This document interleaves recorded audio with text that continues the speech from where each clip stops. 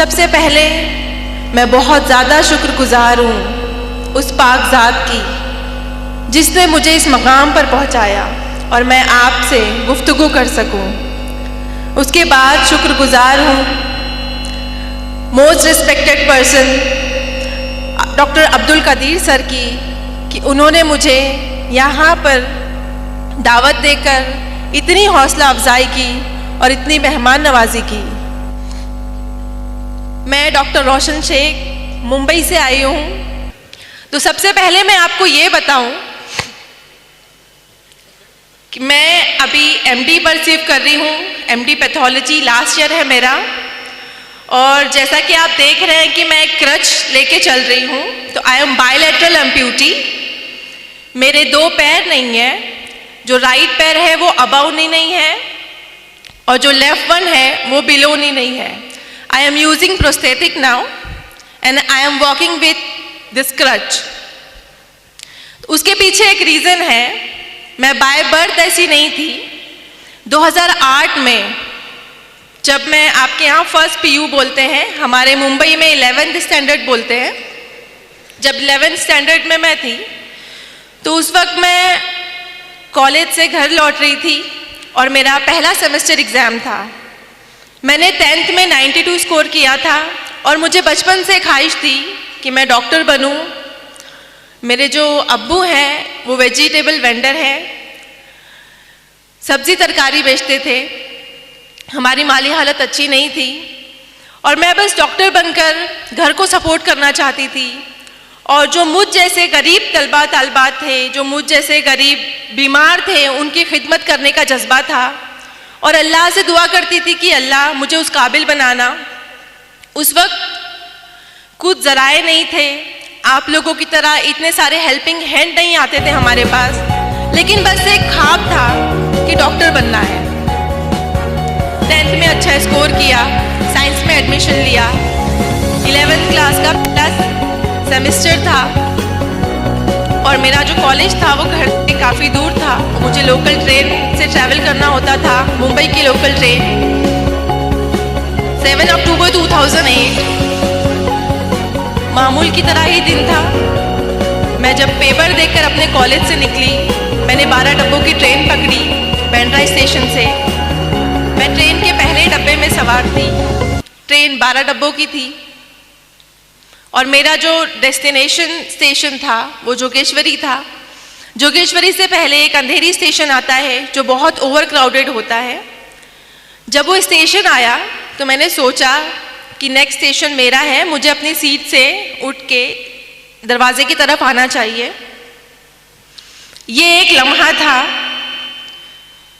इस एक लम्हे में जब मैं अपनी सीट से उठी और दरवाजे की तरफ आई और दूसरे लम्हे में मैंने जब आंखें खोली तो वो 12 डब्बों की ट्रेन मेरी इतनी दूरी से, मेरे आंखों से बहुत तेज़ी से गुजर रही थी। एक लम्हे के लिए मैंने सोचा कि मैं कोई ख्वाब देख रही हूँ। मैं तो ट्रेन के डब्बे में थी, ट्रेन की पटरियों पे कैसे आ गई हूँ और ट्रेन इतनी तेज़ी से मेरे सर के ऊपर से कैसे गुजर रही है। बस एक वहम था कि अल्लाह करे ये ख्वाब हो, लेकिन मैं पहले डब्बे में सवार थी। वो 12 डब्बों की ट्रेन मेरे दोनों पहियों से कुचल के चली गई। किसी ने भी चेन नहीं खींची ट्रेन की और जब ट्रेन काफ़ी दूर जाकर रुकी और मैं जो ट्रेन से गिरी थी वो 2 स्टेशन के बीच में मैं गिरी थी चलती हुई ट्रेन से। किसी ने ट्रेन की चेन नहीं खींची और तब मुझे एहसास हुआ जब मैंने अपने राइट पैर को कटा हुआ देखा पटरियों पर। उससे बहुत हैवी ब्लीड हो रहा था and I was conscious there. मैंने अपने आज़ा को ब्लीड करते हुए देखा, एक लावारिस की तरह पटरियों पर पड़े होके मैंने यहाँ वहाँ नज़रें दौड़ाई कि एटलीस्ट कोई अल्लाह का बंदा आसपास हो जो मेरी हेल्प को आ गया है। 2 स्टेशंस के बीच में थी तो लोगों को आने में टाइम लगा और उस वक्त हमारे पास सेलफ़ोन नहीं होते थे। अभी तो माशाल्लाह हर स्टूडेंट के पास सेलफ़ोन होते हैं। तो मेरे पास फ़ोन डायरी थी। जब लोग आए मेरे पास, इकट्ठा हुए 15-20 लोग, तो मैंने हर एक से रो रो कर गिड़गिड़ा कर उस हालत में मदद मांगी कि कोई अल्लाह का बंदा एटलीस्ट मेरे घर पे फ़ोन कर कर ये बता दे कि मैं इस हालत में यहाँ पर हूँ। क्योंकि बस मेरे जहन में उस वक्त एक बात चल रही थी कि मुझे लावारिसों की तरह यहाँ पर नहीं मरना, मुझे बस घर वाले मेरे साथ होने चाहिए जब मैं इंतकाल करूं, या उन्हें एटलीस्ट ये पता होना चाहिए कि मैं यहाँ पर इस हालत में हूँ। लेकिन अल्लाह की आजमाइश थी कि उस 15-20 लोगों में से किसी ने भी मेरी हेल्प नहीं की। मुझे छूना तो दूर की बात, उन्होंने मेरे फ़ोन डायरी से नंबर तक कॉपी करके फ़ोन लगाने की जहमत नहीं की, क्योंकि उन्हें डर था पुलिस इंटरोगेशन का, उनसे सवालात किए जाएंगे एटसेट्रा, बहुत सारी चीज़ें थी। तो उन्हें वो भी मजबूर थे। और तकरीबन 15-20 मिनट बाद मैं उसी हालत में वहाँ पड़ी रही, रोते हुए गिड़गिड़ाते हुए। उसके बाद मुझे रेलवे की हेल्प मिलती है और मुझे गवर्नमेंट हॉस्पिटल लेकर जाते हैं। यहाँ भी अल्लाह की आजमाइश थी मेरे साथ कि जिस गवर्नमेंट हॉस्पिटल में मुझे लेकर जाया गया वहाँ पे ऑपरेशन स्ट्राइक था। मेरा जो एक्सीडेंट था वो तकरीबन 10-11 बजे हुआ और मैं शाम के 6 बजे तक उसी हालत में हॉस्पिटल के कॉरिडोर में पड़ी रही, क्योंकि उनका ऑपरेशन स्ट्राइक था। मुझे कोई भी सहूलत मुहैया नहीं की गई, बस सुपरफिशियल ड्रेसिंग करके मुझे ट्रॉली पर वहीं छोड़ दिया गया। जब मेरे घर वालों को इतला दी गई, जब उन्हें पता चला, वो भागते हुए आए और मुझे प्राइवेट हॉस्पिटल शिफ्ट किया। प्राइवेट हॉस्पिटल में शिफ्ट होने के बाद मैं तकरीबन 2.5 महीने एडमिट रही। मेरा इलाज हुआ। मेरे जो डॉक्टर रहे, सर्जन, उन्होंने मोटिवेट किया मुझे। जब ये एक्सीडेंट हुआ मैं 16 साल की थी और एक लम्हे में दोनों पैर मुझसे छिन गए थे। जो राइट है वो above knee and left is below knee. उस वक्त मैं बहुत टूट गई थी। मेरा जो दिमाग था बहुत बुरी तरह से ज़ख्मी हो गया था जिस्म के साथ में, और जो लोग इयादत को आते थे वो उनके ज़बान पर यही बातें होती थी सेल्फ पिटीनेस की, कि 16 साल की बच्ची है, गरीब माँ बाप की औलाद है, ज़िंदगी भर माँ बाप के ऊपर बोझ बन के रहेगी, 2 पैर नहीं है, माजूर है, अपाहिज है, इसका कोई फ्यूचर नहीं है, इसको ज़िंदा क्यों रखा है। मैं भी अपने जहन में काफ़ी बातें सोचती थी, और मेरी जगह अगर कोई भी होता, कोई भी 16 साल का लड़का या लड़की होती, तो वो भी यही सोचती कि इस ट्रेन एक्सीडेंट में अल्लाह ने मुझे दूसरी ज़िंदगी तो दी, लेकिन इस तरह की बेबस वाली ज़िंदगी कि मैं एक तरफ से दूसरी तरफ खुद से करवट नहीं ले सकती हूँ, मैं खुद से वॉशरूम नहीं जा सकती हूँ। मुझे मेरी अम्मी गोद में उठाकर यहाँ से वहाँ वॉशरूम लेके जाती थी। तो पूरी तरह से मैं अम्मी के ऊपर, घर वालों के ऊपर डिपेंड हो गई थी, और वो डिपेंडेंसी की लाइफ मैं नहीं चाहती अल्लाह किसी को दे। लेकिन उन हालात में और लोगों के जो जुमले होते थे वो मुझे सोचने पर मजबूर कर देते थे कि सच में अल्लाह तूने मुझे दूसरी ज़िंदगी क्यों दी। मुझसे 2 पैर छीन लिए लेकिन मुझे ज़िंदा रखा। उस क्यों का जवाब मैं बहुत शिकवे करती अल्लाह से कि अल्लाह ने मुझे ज़िंदा क्यों रखा। हर एक दिन दर्द से गुजरता मेरा। जब भी ड्रेसिंग होती हॉस्पिटल में मेरी चींखें गुजा करती थी, लेकिन मैं हमेशा शिकवा गुजार होती अल्लाह से कि अल्लाह ने मुझे दूसरी ज़िंदगी क्यों दी, तूने क्यों ज़िंदा रखा मुझे। उसका जवाब मेरी अम्मी ने कुछ अल्फाज कहे जो मैं आपको बताना चाहती हूँ। मेरी अम्मी ने मुझे बस ये कहा कि बेटा हम अशरफुल मखलूक़ात हैं, लेकिन हमें गैब का इल्म नहीं है। गैब का इल्म सिर्फ अल्लाह रब्बुल इज़्ज़त को है। आपके पास पूरा जिस्म है, आपके पास दिमाग है, आपके पास हाथ है, आपके पास आँखें हैं, आपसे सिर्फ छीना है तो क्या 2 मामूली पैर, सिर्फ 2 पैर लिए अल्लाह ने आपसे, और वो भी अल्लाह की चीज़ थी, तो उससे शिकवा कैसा। आपके पास दिमाग है, आपके पास आँखें हैं, हाथ हैं, आप पढ़ाई करो, अपना ख्वाब पूरा करो। तो इस मोटिवेशन में मेरी घर वालों ने बहुत सपोर्ट किया।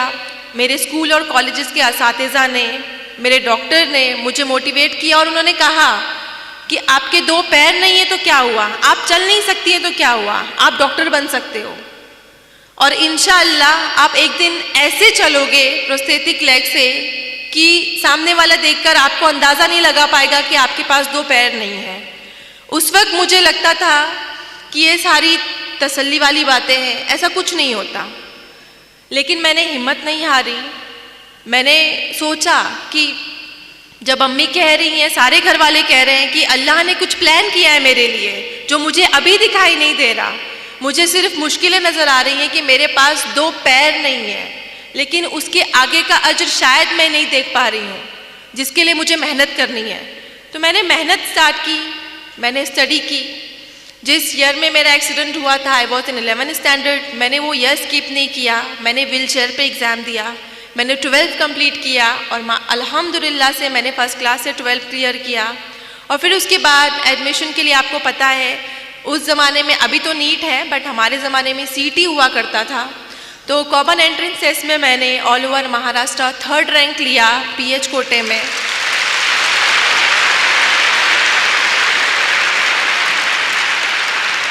थर्ड रैंक लेने के बाद जिस तरह आपको खुशी हो रही है, मुझे इससे ज़्यादा खुशी हुई थी कि अल्हम्दुलिल्लाह मैं अपने ख्वाब के बहुत नज़दीक हूँ। और उसी दौरान मुझे ये प्रोस्थेटिक लगे, बायलैटरल जो प्रोस्थेटिक है मेरे नकली पैर, इससे मैंने चलना फिरना सीखा और मैंने 12th एग्ज़ाम क्लियर किया, सीईटी क्लियर किया। लेकिन यहाँ पर भी अल्लाह ने आजमाइश रखी मेरे लिए। मेडिकल में एडमिशन के लिए सारे डिसेबल पीपल को एक काउंसलिंग होती है, मेडिकल एग्जामिनेशन होता है और वहाँ पर हमारा डिसेबिलिटी परसेंटेज डिसाइड किया जाता है कि how much disable we are. तो वहाँ पे जब हम काउंसलिंग को गए, बहुत सारे कैंडिडेट आए हुए थे, मैं भी उनमें से एक थी। जब मेरा एग्जामिनेशन किया उन्होंने, तो मुझे मेरे डिसेबिलिटी सर्टिफिकेट पे उन्होंने 89% डिसेबल लिखा। और मेडिकल में एक क्राइटेरिया है, 20 ईयर्स क्लॉ है कि कोई भी फिजिकल डिसेबल जो कैंडिडेट है, जो उम्मीदवार है मेडिकल में एडमिशन के लिए, वो 40 to 70 के बीच में डिसेबल हुआ तो ही एडमिशन के लिए एलिजिबल है, वरना उसे एडमिशन नहीं मिलता है। तो I was more than 70% disable that time. और तो मुझे मेडिकल में एडमिशन के लिए डिनाई किया गया कि आप 89% डिसेबल हो, आप 2 क्रचेस यूज़ करते हो, आपके पास 2 पैर नहीं है, तो आप मेडिकल में एडमिशन नहीं ले सकते हो, आप डॉक्टर नहीं बन सकते हो। उस वक्त जो मायूसी की लहर थी मेरे अंदर, वो मेरे एक्सीडेंट के वक्त से ज़्यादा थी, क्योंकि मैंने बहुत मुश्किलों से अपने आप को समेटा था। मैंने बहुत यकीन किया था अल्लाह की ज़ात पर कि अल्लाह ने मेरे लिए कुछ बड़ा रखा है, क्या पता इसी के ज़रिए मुझे डॉक्टर बनना लिखा हो। लेकिन जब डिनाई हुआ तो मैं बहुत फिर से मायूस हो गई। लेकिन वहाँ पर मेरे डॉक्टर ने मुझे सजेस्ट किया कि आपके पास एक और रास्ता है, आप नाउम्मीद मत हो अल्लाह की ज़ात से, आपके पास एक और ज़रिया है, आप बॉम्बे हाई कोर्ट में अपना केस फाइल कीजिए। मेरे लिए बहुत अनोखी बात थी, आई थिंक आप लोगों के लिए भी होगी, कि मेडिकल में या कोई भी इंस्टीट्यूट में एडमिशन के लिए एक बच्चा जिसके पास एक अच्छा रैंक है, जो एलिजिबल है, उसे बॉम्बे हाई कोर्ट क्यों जाना है। उस वक्त मेरी समझ में नहीं आया, लेकिन मैंने हिम्मत नहीं हारी और मैंने अल्लाह से दुआ की, बहुत गिड़गिड़ा के दुआ की और अल्लाह पर यकीन रखा कि अगर इस तरह अल्लाह मुझे इस मेडिकल में एडमिशन को दिलाता है तो मैं ये भी ट्राई करूँगी, मैं हारूंगी नहीं इस मकाम से। तो मैंने बॉम्बे हाई कोर्ट में मैंने 2011 में केस फाइल किया अगेंस्ट मेडिकल काउंसिल। वहाँ पे विदिन 2 मंथ मेरा सब कुछ ऑब्जर्व किया गया। वहाँ पे जो जज थे मोहित शाह सर, उन्होंने मुझे देखा और मेरे अंदर का पैशन देखा उन्होंने एक्चुअली। और उस वक्त मेरे हाथों में 2 क्रचेस थी, अभी तो मैं सिंगल यूज़ करती हूँ, बट 2 क्रचेस के साथ में मैं जब बॉम्बे हाई कोर्ट के अंदर दाखिल होती थी, उन्होंने मेरा एटीट्यूड देखा कि, और उस वक्त जब हियरिंग होती थी तो सारे फैसले मेरे अगेंस्ट होते थे कि मैं 89% डिसेबल हूँ, मेरे पास 2 पैर नहीं है, मेरे हाथों में 2 क्रचेस है, मैं कैसे पेशेंट को ट्रीट करूँगी, मैं कैसे एक जगह से दूसरी जगह जाऊँगी। तो सब कुछ मेरे अगेंस्ट था और मैं बहुत नाउमीद हो गई थी कि शायद मुझे यहाँ पे भी डिनाई मिलेगा। और मुंबई में ऐसा कोई केस नहीं था कि मोर देन 70% डिसेबल के बाद भी किसी को एडमिशन मिला हो। मेरा केस पहला केस था जो बॉम्बे हाई कोर्ट में गया। लेकिन जब आखिरी दिन था, मैंने खुद से हिम्मत जुटाई और मैंने खुद से एक अहद किया। 2008 में मेरा एक्सीडेंट हुआ था और 2011 में ये बॉम्बे हाई कोर्ट में मैं गई। तो इन 3 सालों में मुझे डर लगता था ट्रेन की आवाज़ से।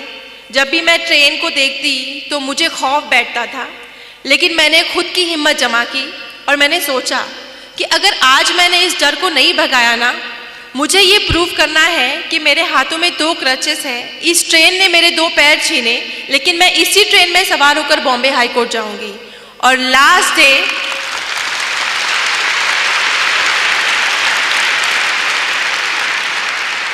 कोर्ट हियरिंग का फाइनल डे था, जब मेरे फेवर या अगेंस्ट में फैसला आने वाला था। मैंने ये रिस्क लिया। मैं अकेले मेरे जोगेश्वरी से CST ट्रेन में ट्रैवल करके गई और ये बात मेरे एडवोकेट ने जज साहब को बताई। वो बहुत इम्प्रेस हुए। और आप सबको पता है कि मुंबई की लोकल ट्रेन कितनी क्राउडेड होती है। उन्होंने कहा कि हम जैसे नॉर्मल इंसान नहीं आ सकते एक जनरल डब्बे में, और ये बच्ची जस्ट बिकॉज उसको एडमिशन चाहिए, उसके अंदर इतना पैशन है कि उसको डॉक्टर बनना है, मैं इसको एक मौका देना चाहता हूँ।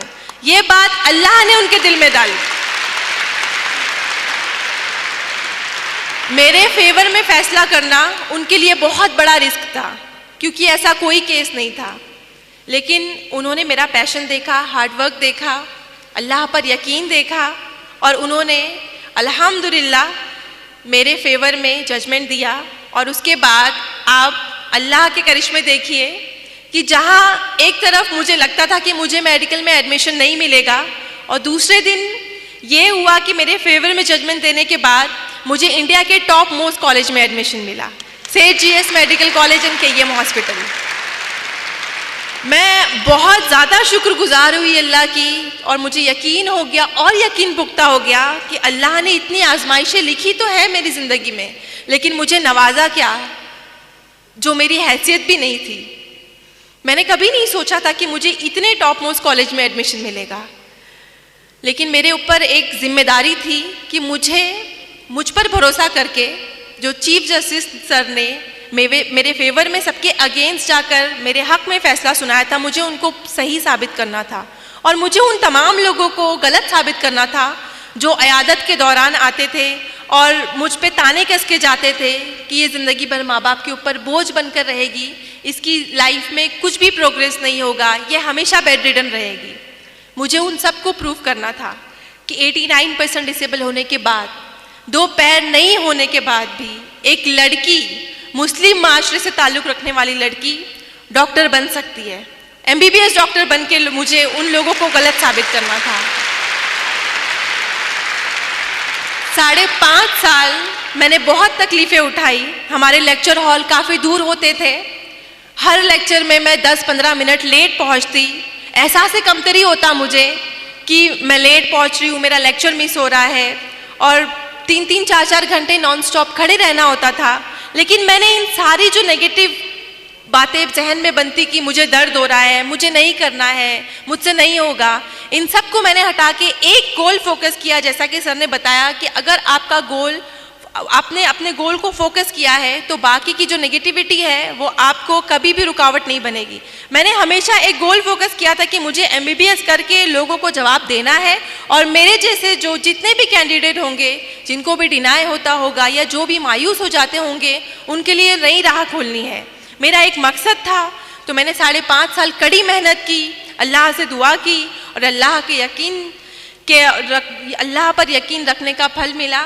और 2016 में मैंने फर्स्ट क्लास से MBBS पास किया। और इस तरह से मैं मेरे अम्मी के ख़ानदान और अब्बू के ख़ानदान में पहली डॉक्टर बनी। हमारे जो फैमिलीज़ हैं उनमें लड़कियों को ज़्यादा तालीम देने का रिवाज नहीं है।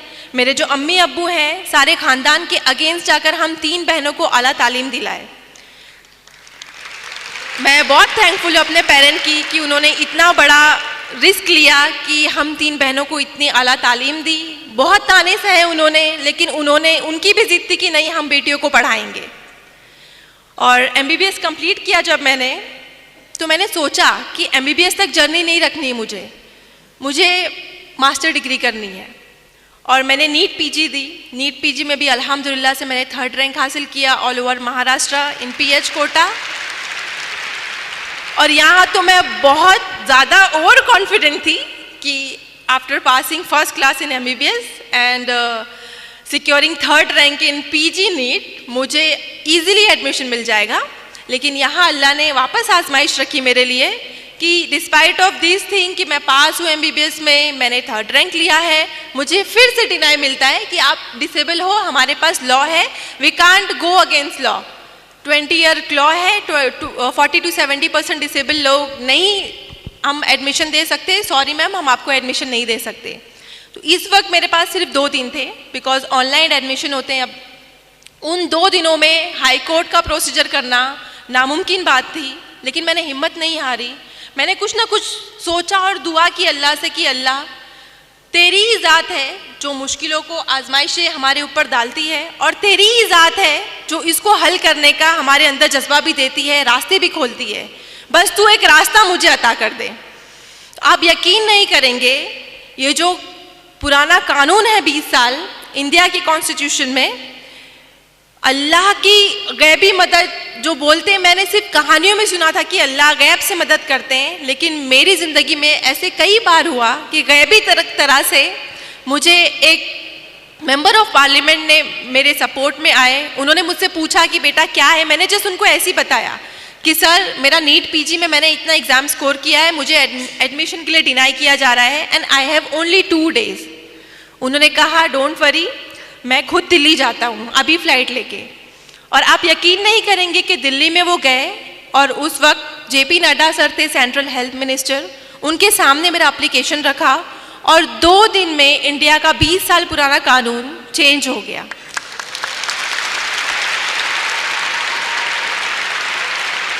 ये इंडियन कॉन्स्टिट्यूशन में तारीखी वाकया है कि कोई भी इतना साल पुराना कानून 2 दिन में चेंज हो जाए जस्ट बिकॉज ऑफ 1 एप्लीकेशन। तो ये अल्लाह का करिश्मा नहीं है तो क्या है, आप इसको क्या कहेंगे? अल्लाह की ज़ात पर यकीन रखने का फल है ये। अल्लाह की ज़ात पर यकीन था मुझे कि अगर अल्लाह ने इतनी आजमाइशें दी हैं तो हल भी वही निकालेगा। और उसके बाद जब ये रूल चेंज हुआ, और आपको बताऊं कि मैं अगेन मुझे MD में सेम कॉलेज में एडमिशन मिला, सेठ GS medical college and KEM hospital. और अभी मैं आपके सामने MD के लास्ट ईयर में हूँ। मेरे फाइनल एग्ज़ाम मई और जून में है। आप लोगों से दुआ की दरख्वास्त है कि आप लोग प्लीज़ मेरे हक़ में दुआ कीजिए कि मैं ये भी अच्छे नंबरों से कामयाब हो जाऊँ और लोगों को बहुत इंस्पायर करूँ। अल्लाह मेरे ज़रिए अगर ये काम करवाना चाहता है, मैं बहुत खुश हूँ, बस आप लोगों की दुआ चाहिए। ये सब मेरी ज़िंदगी के फैक्ट्स थे जो मैं आप लोगों के सामने रख रही थी। मैं अपनी ज़िंदगी के हालात इस मकसद से आपके साथ शेयर कर रही थी कि हालात चाहे जैसे भी हों, हमें अल्लाह की ज़ात से उम्मीद नहीं छोड़नी चाहिए, क्योंकि हालात को लाने वाली और उसको हल करने वाली ज़ात सिर्फ अल्लाह की होती है। हमें उसकी ज़ात पर तवक्कुल होना चाहिए। आपकी ज़िंदगी में बहुत सी परेशानियाँ आएंगी, मेंटली होंगी, फाइनेंशियली होंगी, फिज़िकली होंगी, लेकिन आपको उनसे घबराना नहीं है, आपको उनसे डरना नहीं है, और ना ही अपनी कोशिश को, अपनी मेहनत को बंद करना है। अल्लाह रब्बुल इज़्ज़त हमें 70 माओं से ज़्यादा चाहता है। आप सबकी अम्मी जितना चाहती हैं आपको एक रात बुखार हो जाए, आपकी अम्मी सारी रात नहीं सोती। अल्लाह ताला 70 माओं से ज़्यादा चाहता है हमें, तो हमारी हैसियत से ज़्यादा मुश्किलें कैसे दे सकता है वो हमें? बस उसकी ज़ात पर यकीन रखो। और कहते हैं ना, अल्लाह अपने उन्हीं बंदों को आजमाता है जिनको वो सबसे ज़्यादा प्यार करता है। इंसान को कोई चीज़ तब तक नहीं हरा सकती जब तक वो खुद हार ना मान ले। मुश्किलों से लड़ना सीखिए मेरे दोस्तों, इंशाअल्लाह कामयाबी आपकी कदम चूमेगी। जैसा कि शेर में कहा है, परेशानियों से भागना आसान होता है, परेशानियों से भागना आसान होता है, हर मुश्किल वक्त ज़िंदगी में एक इम्तिहान होता है। हिम्मत हारने वाले को कुछ नहीं मिलता ज़िंदगी में, हिम्मत हारने वाले को कुछ नहीं मिलता ज़िंदगी में, मुश्किलों से लड़ने वालों के कदमों में जहान होता है।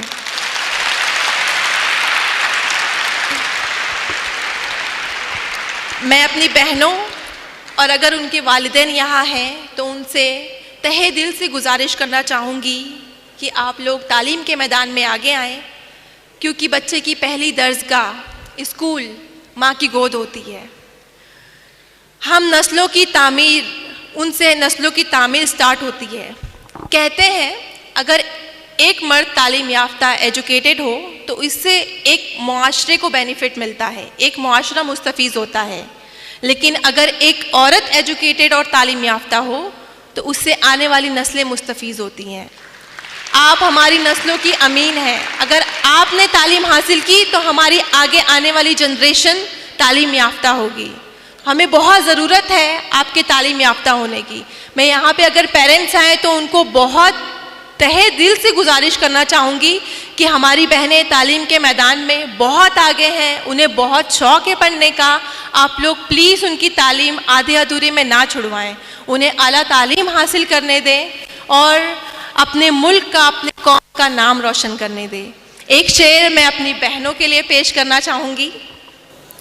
इंसान के किरदार की मेमार है औरत, इंसान के किरदार की मेमार है औरत, इखलास व मुरव्वत की तरहदार है औरत। ये माना रहम दिल है, नर्म खूं है, सन्फ़ नाजुक है। ये माना रहम दिल है, नर्म खूं है, सन्फ़ नाजुक है, मगर जब वक्त पड़ जाए तो एक तलवार है औरत।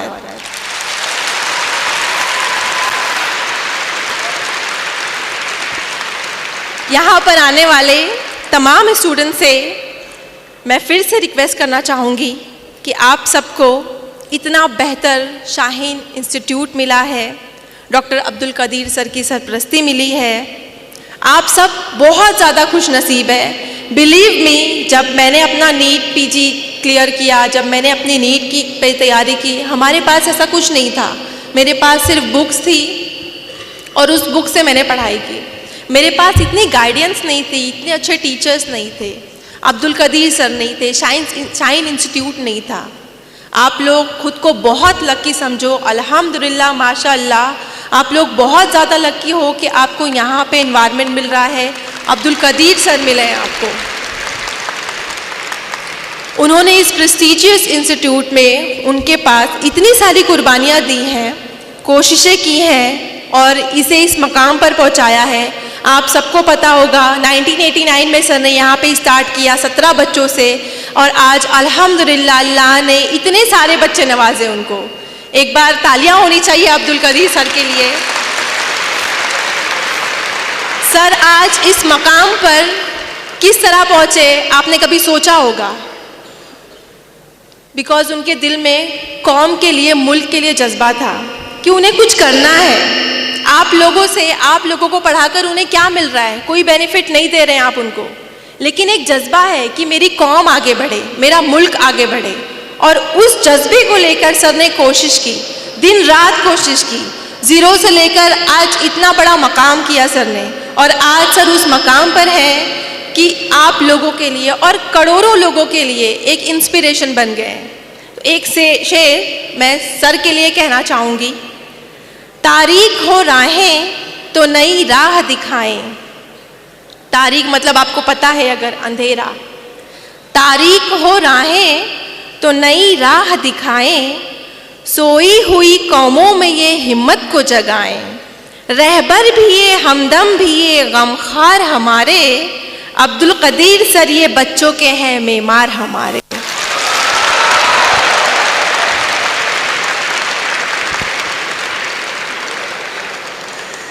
मैं उम्मीद करती हूँ यहाँ पर बैठे मेरे प्यारे भाई बहन, आप सब, आपका जो भी फील्ड है, आपको डॉक्टर बनना है, इंजीनियर बनना है, वकील बनना है, जो बनना है आप बनो।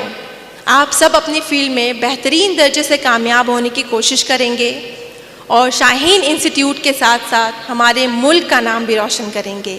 आप सबकी हमें और कौम को बहुत ज़रूरत है, बिकॉज़ आप सभी हमारा सरमाया हो। अपनी काबिलियत को सिर्फ वक्ती परेशानियों के डर से ज़ाय मत कीजिए, हिम्मत कीजिए, हौसला कीजिए और सबसे बड़ी बात, अल्लाह की ज़ात पर यकीन रख कर आगे बढ़िए। इंशाअल्लाह मैं गारंटी देती हूँ आप कभी भी हार नहीं मानेंगे, हमेशा आपको कामयाबी मिलेगी। और एक शेर लास्ट आप सबके लिए। मंजिल से आगे बढ़कर मंजिल तलाश कर, मंजिल से आगे बढ़कर मंजिल तलाश कर, मिल जाए तुझको दरिया तो समंदर तलाश कर। मंजिल से आगे बढ़कर मंजिल तलाश कर, मिल जाए तुझको दरिया तो समंदर तलाश कर। हर शीशा टूट जाता है पत्थर की चोट पर, पत्थर ही टूट जाए वो शीशा तलाश कर। मैं बहुत ज़्यादा शुक्रगुजार हूँ आप सब लोगों की। सबसे पहले तो डॉक्टर अब्दुल कदीर सर की कि उन्होंने इतने शॉर्ट नोटिस में मुझे बुलाया। कल ही मैं बंगारपेट में मौजूद थी, वहाँ पर मुझे सर मिले और सर ने एकदम से मुझे कहा कि आपको मुझे आना है, आपको बिदर में साइंस इंस्टीट्यूट में आना है। मेरे पास कोई लीव नहीं थी, मैं बस 2-3 दिन की लीव लेकर आई थी हॉस्पिटल से। लेकिन जब मैंने सुना सर के बारे में और मुझे बहुत ज़्यादा दिल में ऐसी ख्वाहिश हुई कि मुझे बच्चों से मिलना है। और मैं आपको बताऊँ, आप लोगों को खुद के लिए एक बार बहुत ज़ोरदार तालियां बजानी चाहिए खुद के लिए।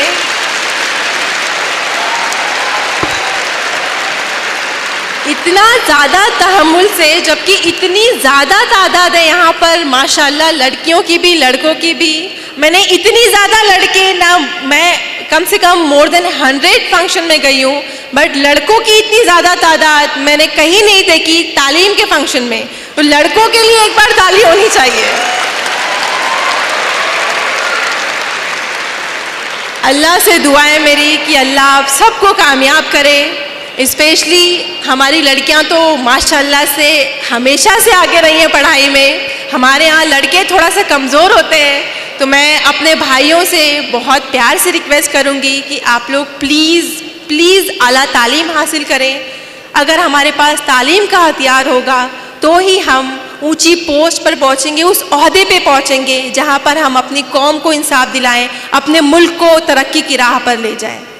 मैं बस आप लोगों का आखिरी बार शुक्रिया अदा करना चाहूँगी कि आपने इतने तहम्मुल से मेरी बात को सुनी। 5 मिनट और लेना चाहूँगी, इजाज़त है? बेसिकली ये एक नज़म है। मैं रिक्वेस्ट करूँगी आप सब लोगों से, यहाँ पे जो बड़े हजरात हैं, मुअज़्ज़ज़ हस्तियाँ हैं, उनसे भी मैं आजिज़ाना रिक्वेस्ट करूँगी कि हम सब की ज़िंदगी में सबसे बड़ा मकाम होता है, सबसे खालिस रिश्ता जो होता है माँ से होता है। आप सब अग्री करते हैं? बहुत सारे रिश्ते होते हैं ज़िंदगी में, लेकिन अल्लाह ने माँ और बच्चे का रिश्ता बहुत खालिस रखा है। आपको अंदाज़ा होता होगा, आपको दर्द लगती है, आपको दर्द और चोट जब फील होती है, वो सेम दर्द आपको अपनी अम्मी के चेहरे पे दिखाई देता है। आपसे ज़्यादा वो परेशान हो जाती है। आप तो सुकून से गोली लेके सो जाते हैं, लेकिन अम्मी कभी नहीं सोती। रात भर वो कच्ची नींद से उठ के आपको देखती है, मेरे बच्चे का बुखार तो कम नहीं हुआ, दर्द कम हुआ कि नहीं हुआ। अल्लाह ने माँ को ऐसे ही बनाया है, पता नहीं किस मिट्टी से बनाया अल्लाह ने माँ को। मैं बहुत ज़्यादा अपने आप को लकी फील करती हूँ कि अल्लाह ने मुझे दुनिया की बेस्ट अम्मी से नवाजा है। और इसमें कोई शक की बात नहीं कि आप सबको भी आपकी अम्मी बहुत ज़्यादा पसंद है, और मेरी तो आइडियल ही मेरी अम्मी है। मैंने जो कुछ सीखा है, जो कुछ भी हौसला मिला है, मुझे मेरी अम्मी ने दिया है। और मैं आप लोगों से रिक्वेस्ट करूंगी कि आपकी अम्मी ने अब तक ज़िंदगी में जितनी भी कुर्बानियाँ दी हैं आपके लिए, जितनी भी मेहनतें की हैं, जब मैं ये नज़्म पढ़ूँ आप लोग उसको अपने बैक माइंड में दोहराना, आप उसे याद करना कि आपकी अम्मी ने कितना कुछ किया है आपके लिए और हम कुछ नहीं दे पाते उन्हें।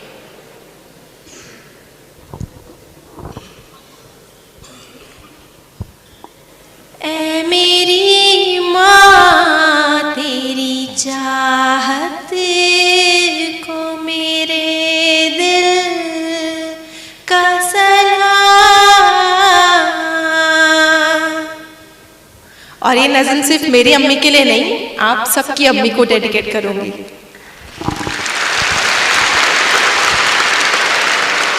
तो प्लीज फील कीजिएगा इसको, ठीक है? विदाउट फील सुनने में मजा नहीं आएगा।